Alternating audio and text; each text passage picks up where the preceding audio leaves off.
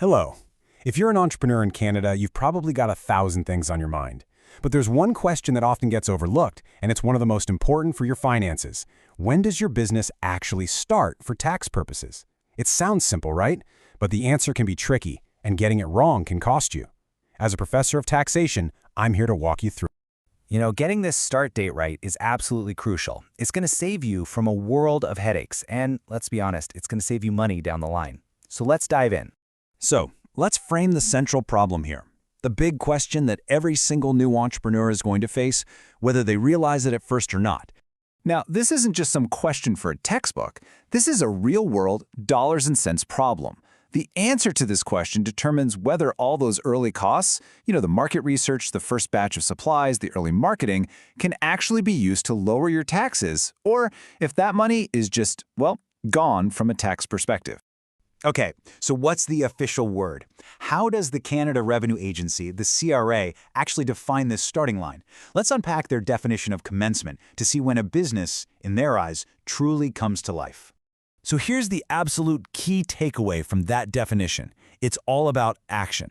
Commencement is that moment you officially cross the line from just thinking about a business, from just having a great idea, to actually taking real, concrete steps to make it happen. In this chart here does a great job of showing that difference. You see on the left you've got merely contemplating. This is the daydream phase, general research, kicking around ideas. But look at the right side, actively commencing. That's when you have a specific business concept, you're putting together a structure, and you're making serious, continuous efforts. That's the shift the CRA is looking for. Theory is one thing. But let's make this real. Let's look at some practical, real-world examples, straight from the CRA's own playbook to see how this actually works. All right, first up, let's imagine a business that sells stuff. Think of an online shop or maybe a small retail store. When did that business officially begin? Now look at this progression. A lot of people would guess the business starts at step 3, right? The day you buy your first big batch of inventory. But here's the thing. For tax purposes, your business could have already started way back at step 1.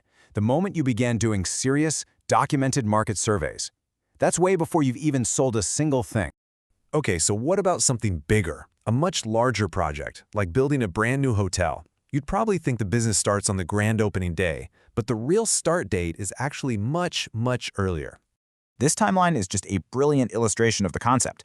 For tax purposes, this hotel business kicked off way back in phase 1, the moment the shovels hit the ground and construction began. Everything after that, hiring staff, running ads, arranging for laundry services, those are all considered activities of a business that's already underway. The grand opening, that's just a milestone, not the starting line. This next case brings up a really interesting concept, what the CRA calls essential preliminary requirements. These are the non-negotiable things you have to do before you can even think about opening your doors. So in this case, the business doesn't start when the first customer gets hooked up. It doesn't even start when they lay the cable. It starts the second the company takes positive steps to get its government license. Why? Because without that license, the business literally cannot exist. It's the ultimate essential step. And finally, let's look at a really important court case. This one is a landmark decision that gives us one of the clearest and most powerful rulings on this whole topic. This right here is probably the most important thing to remember from this entire explainer. The court made it crystal clear, revenue is not the starting gun. A business can be fully up and running for tax purposes with $0 in income as long as it's actively working towards its goals, negotiating contracts, planning, building, whatever it may be. So why are we so obsessed with pinpointing this one specific date? Well, because that date draws a bright line in the sand. It creates a clear financial dividing line for how you're allowed to treat all your expenses. This table really spells it out, doesn't it? Look at the after commencement column. Your expenses are deductible. They can create a business loss that can save you on your taxes. Now look at the before commencement column. Any money you spent before that official start date? In most cases, it's just gone. You can't deduct it. The stakes are incredibly high. All right, just a quick but super important point here. For all of you who are serial entrepreneurs or maybe you're juggling a few different ventures at once. You just can't mix and match. Each business stands on its own. So if you start a consulting firm this year and you're planning to open a coffee shop next year, each of those businesses has its own unique start date based on its own specific set of actions. Okay, we've covered a lot of ground, so what does this all mean for you, right now, as you're planning your next big thing? Let's boil it all down into a few key, actionable points. So here it is. Focus on what you do, not just what you think. Keep records of everything, every meeting, every research report. And please, remember that you don't need to wait for the first sale to start the clock. That commencement date is the magic key that unlocks your ability to deduct your business expenses.